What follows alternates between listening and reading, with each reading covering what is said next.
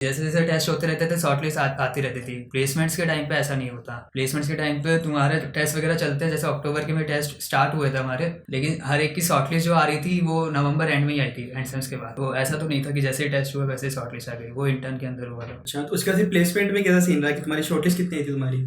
मेरी एक ही थी। एक ही?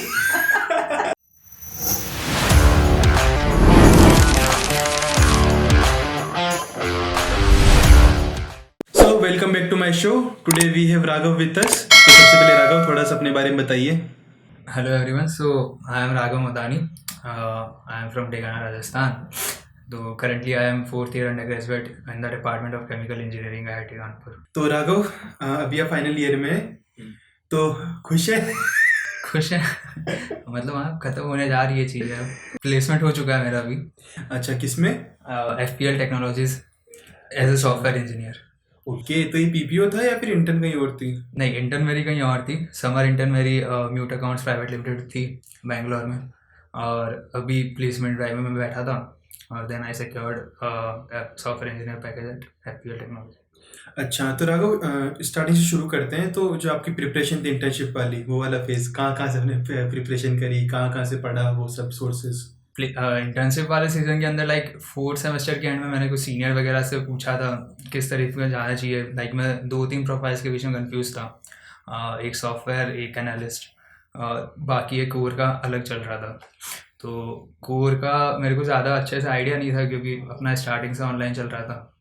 तो उसके अलावा मैंने इस ऑनलाइन से सॉफ्टवेयर की और एनालिस्ट की कुछ कुछ मतलब चीज़ें देखी थी, प्रेप की थी उसी समय।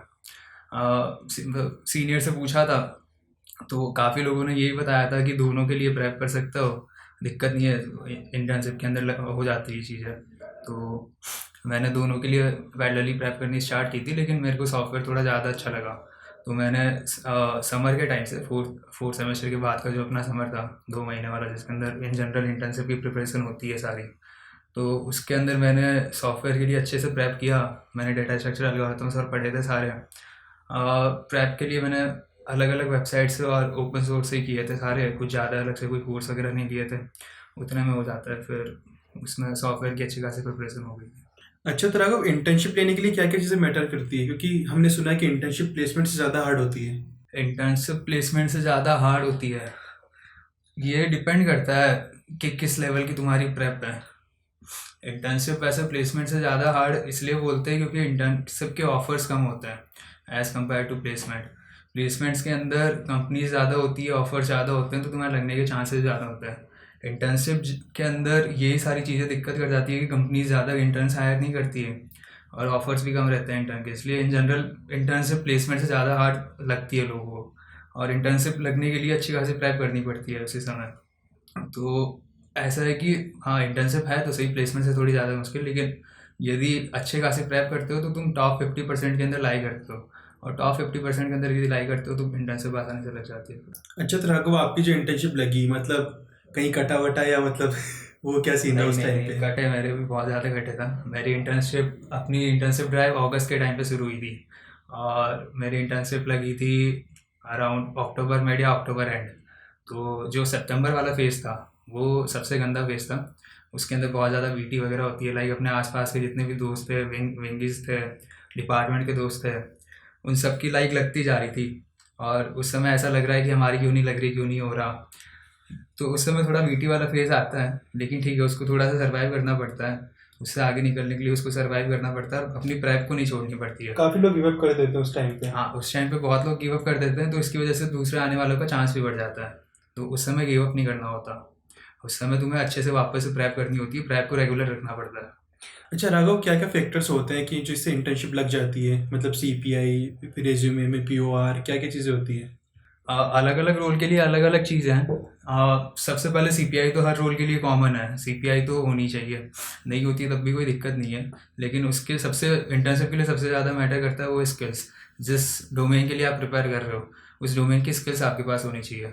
और वो स्किल के प्रिपरेशन का जो टाइम होता है वो समर होता था, तो समर के टाइम, और फिर जो भी अगस्त के अंदर चल रहा है, सितंबर के अंदर चल रहा है, तो उसको रेगुलरली खींचना वहाँ से वहाँ तक, अगस्त और सितंबर। फिर उसके अलावा रेज्यूमे के अंदर POR और मैटर करती है, लाइक वो दूसरे रोल्स के लिए, लाइक कंसल्टिंग हो गया, प्रोडक्ट हो गया, उनके लिए मैटर करती है। सॉफ्टवेयर के अंदर आई डोंट थिंक कि POR इतनी ज़्यादा मैटर करती है। उसके अलावा स्किल्स हो गई, और तीसरा एक मेजर फैक्टर है जो बहुत बार इग्नोर किया जाता है, वो लक फैक्टर। तो लगता है कि लक फैक्टर नहीं लगता, लेकिन हर जगह लक फैक्टर लगता है और बहुत ज़्यादा लगता है। इंटर्नशिप ड्राइव के अंदर तो हद से ज़्यादा लगता है और वो दिखता है उस समय।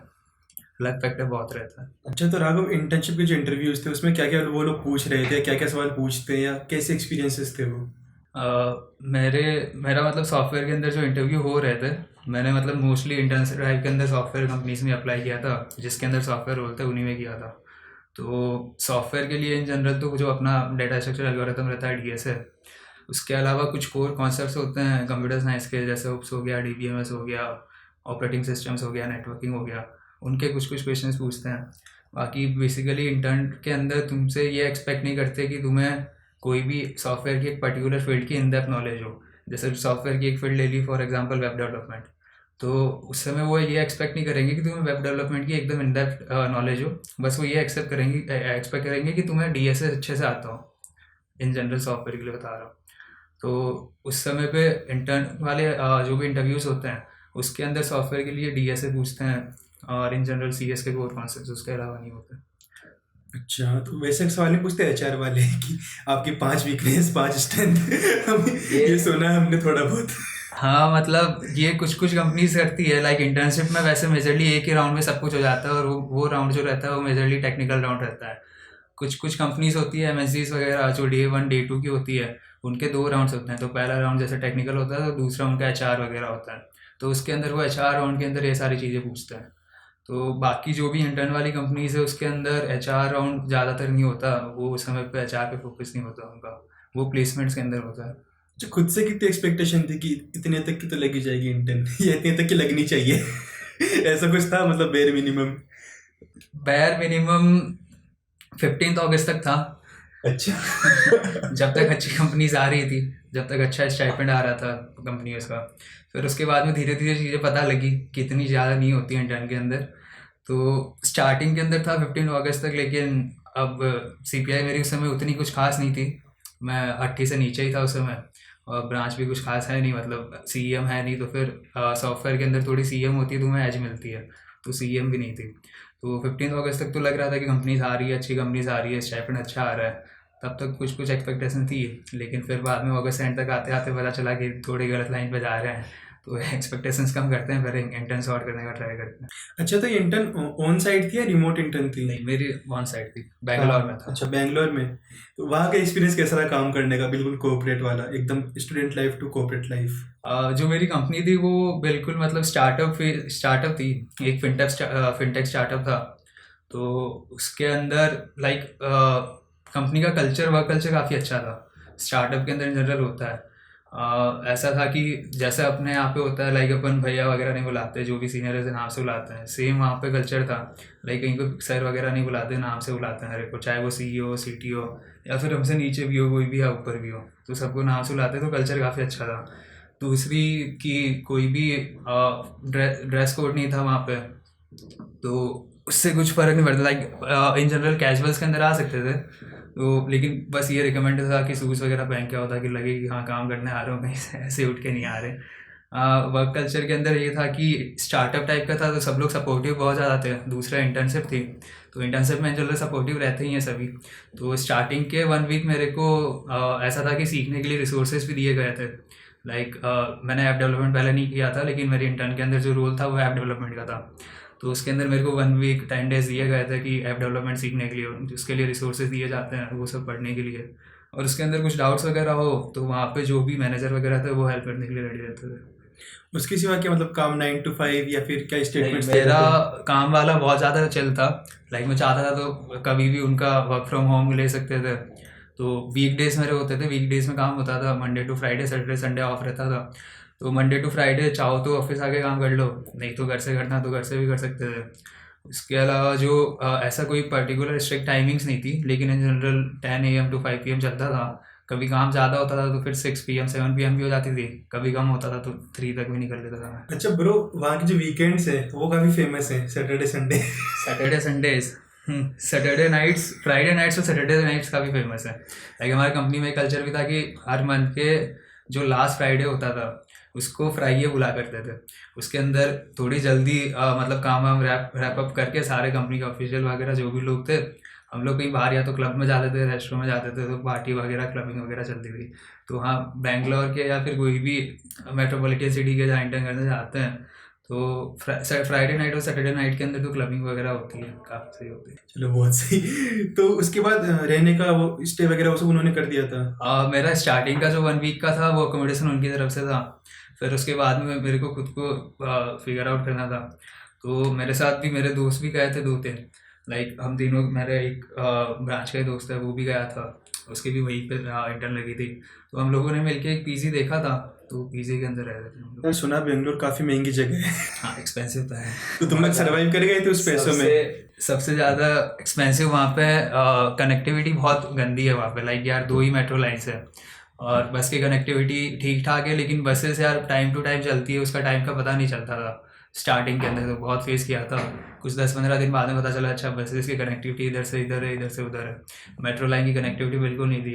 तो हमें ओला वगैरह ही करना पड़ता था, लेकिन ये था कि हमारी कंपनी ने ना ट्रैवल का भी दे रखा था। तो एक ओला का अकाउंट बनाया रखा था, ओला वॉलेट के अंदर हर महीने 5,000 आ जाते थे, उसके अंदर निकल लेता था। अच्छा, तो तुम लोग सर्वाइव करेंगे उतने पैसों में? हाँ, उतने में हो चुका।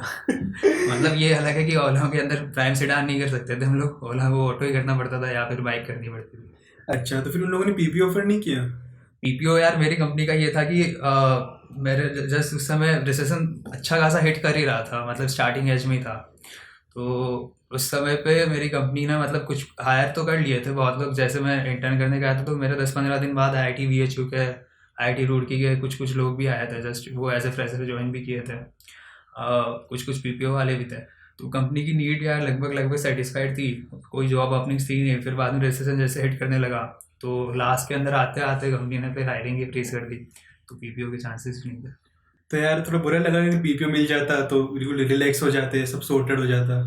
हाँ, मतलब लगा तो था ही, लेकिन ऐसा भी लग रहा था कि यार मैंने मतलब इंटर्न के साथ साथ ही मैंने प्लेसमेंट की प्रेप तो स्टार्ट कर ही दी थी समर के अंदर ही। अराउंड जून, 1 जून 2 जून से मैंने स्टार्ट कर दी थी। मैं वापस से डीएसए और पढ़ने लगा था। लेकिन लग रहा था कि हाँ पीपीओ तो मिल जाना चाहिए। लेकिन जैसे जैसे जुलाई का मिड आया, इंटर्न खत्म होने का टाइम आया, तो मैंने बात भी करके देखी थी, लेकिन फिर पता चला कि हायरिंग वगैरह तो फ्रीज है, तो पीपीओ का तो सीन है नहीं। तो उस समय थोड़ा सा लगा था कि हाँ यार यदि लग जाता तो अच्छा ही रहता। अभी तक सब सॉर्टेड चल रहा होता। सॉर्टेड तो अभी भी हो ही गया है। अब तो सॉर्टेड हुआ हूँ, लेकिन बहुत सारे वीटी के बाद हुआ हूँ। जो महीने निकले हैं अभी पिछले 2 बहुत वीटी में निकले थे। कैसे रहे 2 महीने पिछले, बिल्कुल प्लेसमेंट वाला फेज जो था, टेस्ट पे पिछले टेस्ट? 2 महीने ऐसे थे कि नवंबर के अंदर बहुत ज़्यादा हेक्टिक होने लगा था, एंड सेम्स आ रहे थे। अब वो तो सेम सीन रहता है, चाहे प्लेसमेंट हो ना हो, पढ़ते तो अपन है नहीं पूरे सेमेस्टर। एंड सेम से 2 दिन पहले ही पढ़ते हैं। तो उस समय पे थोड़ी सी हाँ मतलब ऐसी हो रही थी, चीज़ें बहुत ज़्यादा चल रही थी, टाइम प्रॉपर्ली मैनेज नहीं हो पा रहा था। तो एंड सेम्स वाले जो वीक थे, और एंड सेम से 1 वीक पहले मतलब 10th नवंबर से पूरा 30th नवंबर जो निकले हैं वो बहुत वीटी में निकले हैं। मतलब सोए नहीं थे हम लोग, खुद ही 2-3 घंटे सोए थे दिन में। एंड सेम्स का पढ़ना है, फिर प्लेसमेंट की अलग से प्रेप करनी है। तो उस समय नवंबर बहुत गंदा निकला था इसके चक्कर में। अक्टूबर के अंदर ये था कि प्लेसमेंट के टेस्ट वगैरह रेगुलरली हो रहे थे, लेकिन अक्टूबर थोड़ा रिलेटिवली चिल था, क्योंकि अक्टूबर में कुछ भी अकेड साइड से कोई प्रेशर नहीं था। मिड सेम्स हो गए थे, मिड सेम फिर बाद में ब्रेक भी चल रहा था अपना, तो उसके अंदर केवल प्लेसमेंट ही दिख रहा था। तो ऐसा था कि हाँ टेस्ट चल रहे थे, टेस्ट देते रहते थे और फिर उसके साथ में प्रेप करते थे। तो अक्टूबर रिलेटिवली चलता। यार अपने ऐसा भी होता है ना कि throughout the semester test चलते हैं, तो बीच बीच में टेस्ट, रोज टेस्ट वगैरह, फिर उसके बाद शॉर्ट लिस्ट एकदम से आती है कि कहाँ कहाँ तुम लोग हो गए, फिर इंटरव्यू शेड्यूल होते हैं। ये वाली चीज़ इंटर्न के टाइम पे आती है, जैसे जैसे टेस्ट होते रहते थे शॉर्ट लिस्ट आती रहती थी। प्लेसमेंट्स के टाइम पे ऐसा नहीं होता।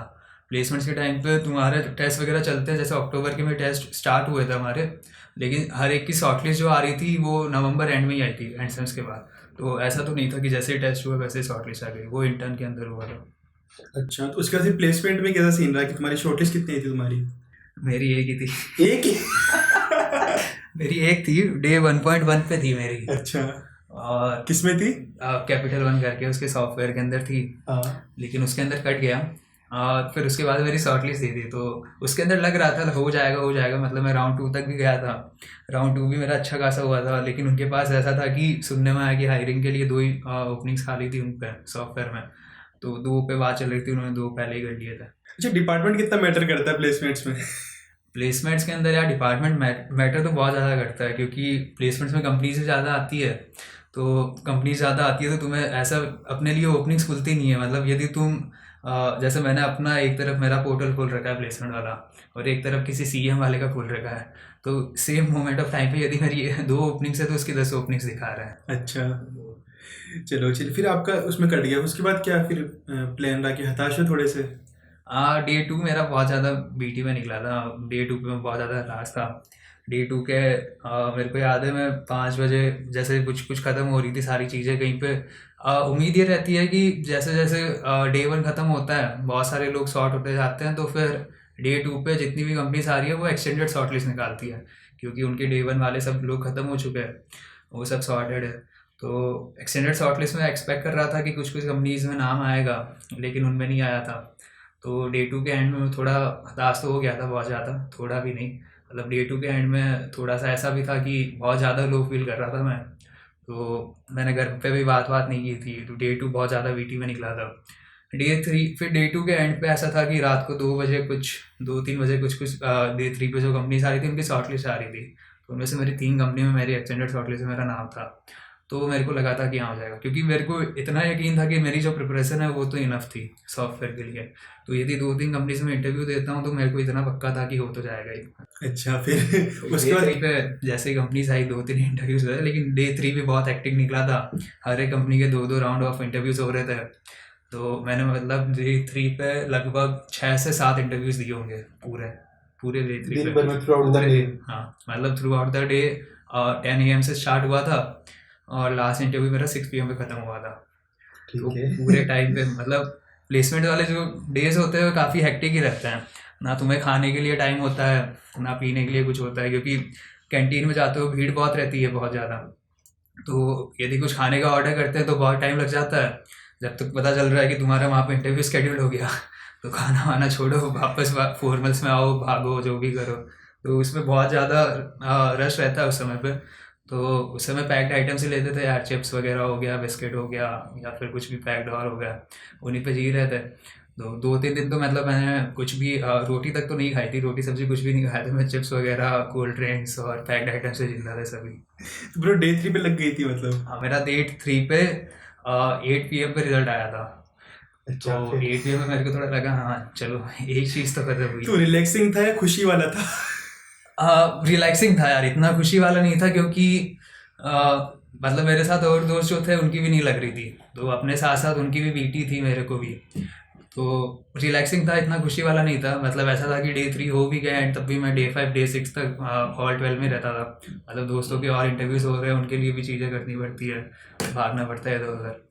तो ऐसा था कि हाँ, लेकिन अब ठीक ठाक दोस्त मेरे भी सारे लगभग प्लेस हो गए हैं, 1-2 बच रहे हैं, वो भी हो जाएंगे।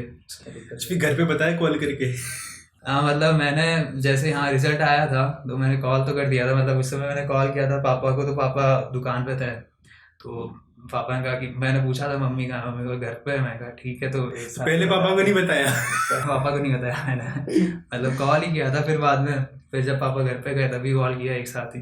तो मम्मी पापा भाई बैठे थे तो बताया था कि हाँ हो गई है, फाइनली हो तो गया। तो एक साथ ही बताया था। तो कैसे रिएक्शन था उनका? रिएक्शन यही था कि यार मतलब पिछले 1-2 दिन से बहुत ज़्यादा हताश तो था, और वो पता ही था घर वालों को, बात करने के तरीके से लग ही जाता है। तो ऐसा था कि हाँ खुश तो हो गए थे सभी कि हाँ एक चीज़ तो ख़त्म हुई, आगे का आगे देख लेंगे जो भी है। अच्छा ब्रो, हम लोग जब फर्स्ट ईयर में आए थे तो इतने एक्सपेक्टेशन थे कि भाई 1 करोड़ 2 करोड़ 7 करोड़ तो मतलब तेरी एक्सपेक्टेशन ऐसी रही होगी?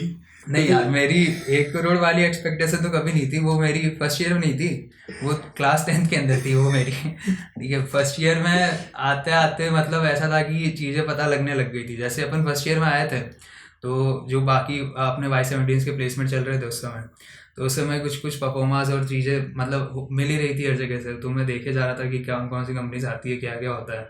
तो हाँ मतलब मैंने देखी थी, उसके अंदर से ज़्यादा चीज़ें तो ऐसी थी ही नहीं। वो तो परफॉर्मेंस देखने से पता लग जाता था कि केवल 10-12 कंपनी से जो 1 करोड़ वाले पैकेज होते हैं वो भी फॉरेन के होते हैं, यहाँ के होते नहीं है ज़्यादातर। तो उससे पता लग गया था। वो वाले सारे अपने लिए खुलते भी नहीं है, वो सारी कंप्यूटर साइंस वालों के लिए खुलते हैं। तो हाँ 1 करोड़ वाली एक्सपेक्टेशन मेरी उस समय पे ख़त्म हो गई थी। तो कभी थी नहीं फिर कॉलेज के। अभी सेटिस्फाइड हो इस जॉब से? सेटिस्फाइड इन द सेंस ऐसे बोलूँगा कि हाँ, जिस हिसाब की अभी मार्केट सिचुएशन चल रही है, तो ये वाली भी जॉब अभी बहुत सही है। मतलब इस समय पे जॉब सिक्योर करना वॉज ए लाइक कि हाँ, जॉब सिक्योर हो जाए, वो वाली ज़्यादा प्रायोरिटी थी एज़ कम्पेयर टू अच्छी जॉब मिले। तो मतलब हाँ, अभी भी डिसेंट जॉब है, वैसी दिक्कत नहीं है, लेकिन आई फील कि जो जिस लेवल की मेरी प्रिपरेशन थी उसके हिसाब से थोड़ा कम है। लेकिन ठीक है, जैसे कितना मैंने कम है? स्टार्टिंग में बताया था, लक फैक्टर मैटर करता है, तो मैटर तो कर ही रहा है। ब्रो कितना कम है? मतलब ठीक है, अभी मेरा 20 का CTC है, अच्छा। तो वो मैं सोच रहा था 20 प्लस का होने का, तो 25-30 के आसपास जो भी होने का, तो ठीक है, थोड़ा सा कम है। अच्छा, तो यहाँ से क्या विजन है, यहाँ कुछ प्लान है, यहाँ से आगे का क्या प्लान है? आगे का इन शॉर्ट टर्म बोलूँ तो यार, मैं अभी तकरीती के अंदर इन्वॉल्व हूँ एज ए हेड इवेंट्स। तो पहले तो तकरीती करवाना है, फिर उसके बाद में शॉर्ट टर्म गोल्स के अंदर ऐसा ही है कि अभी तो तकरीती के बाद में ज्वाइनिंग आएगी, तो ज्वाइन वाइन करके फिर उसके बाद में सॉफ्टवेयर फील्ड को थोड़ा सा और अच्छा से एक्सप्लोर करना है। तो वो एक्सप्लोरेशन तो मतलब कॉर्पोरेट वर्ल्ड के अंदर जाके ही मिलेगा। एक्सप्लोर करने के बाद में ऐसा कि जो चीज़ मेरे को और सही से लगी, वहाँ पे मैं स्विच वगैरह करने का सोचूंगा सॉफ्टवेयर फील्ड के अंदर ही। तो 2-3 साल सॉफ्टवेयर फील्ड के अंदर स्विच करके फिर कुछ चीज़ें और अच्छी पता चलेगी, तो या तो मैं उसी के अंदर कंटिन्यू करूँगा, नहीं तो कुछ अपना ही करने का सोचा है लास्ट में, तो 4-5 साल। अच्छा, बहुत बढ़िया। तो अभी जो लोग प्रिपरेशन कर रहे हैं या फिर करने वाले इंटर्न के लिए, प्लेसमेंट्स के लिए, उनके लिए बताइए कुछ। इंटर्न के लिए तो अभी जैसे Y22 वाला है, उसके लिए तो अभी टाइम है। तो 4th सेमेस्टर, अभी तो 3rd सेमेस्टर एंड हुआ है। 4th सेमेस्टर के अंदर से मतलब 4th सेमेस्टर के एंड के अंदर आते आते प्रिपरेशन स्टार्ट कर देनी चाहिए, जिस फील्ड को तुम टारगेट कर रहे हो उस फील्ड को। और जो मतलब यदि भी डाउट में हो तो फिर सीनियर्स वगैरह से पूछो, तो उस समय इंटर्न के लिए ज़्यादा उसमें दिक्कत नहीं है, सीनियर वगैरह बता देते हैं। प्लेसमेंट्स के लिए ऐसा है कि यार ऐसा सुनने में आ रहा है कि market conditions next placement time तक तो बहुत सही हो जाएगी। तो जितना गंदा प्लेसमेंट इस बार गया, नेक्स्ट टाइम उतना गंदा नहीं जाएगा, और शायद हायरिंग भी बहुत ज़्यादा होगी। तो ऐसा है कि प्लेसमेंट्स के लिए जिसके लिए प्रेप करनी स्टार्ट करनी है, वो समर से ही कर देनी चाहिए वापस से। या तो 6th सेमेस्टर यदि अच्छे से प्रेप करनी है तो तुम 6th सेमेस्टर के मिड सेम्स के बाद से करना स्टार्ट कर दो, नहीं तो समर से भी करते हो तो भी अच्छी खासी प्रेप हो जाती है। समर के अंदर मेजर इशू ये रहता है कि जिन लोगों की इंटर्न रहती है वो लोग या तो PPO पे फोकस करें, अभी वो बेस्ट रहेगा। और नहीं तो यदि पहले से ही पता है कि PPO तो नहीं मिल रहा है इस कंपनी के अंदर, तो उसी समय उसी के साथ में इंटर्न के साथ में प्रेप स्टार्ट कर देनी चाहिए। चलिए, बहुत बहुत शुक्रिया। Wish you all the best for your future ventures. Thank you. Thank you so much for coming.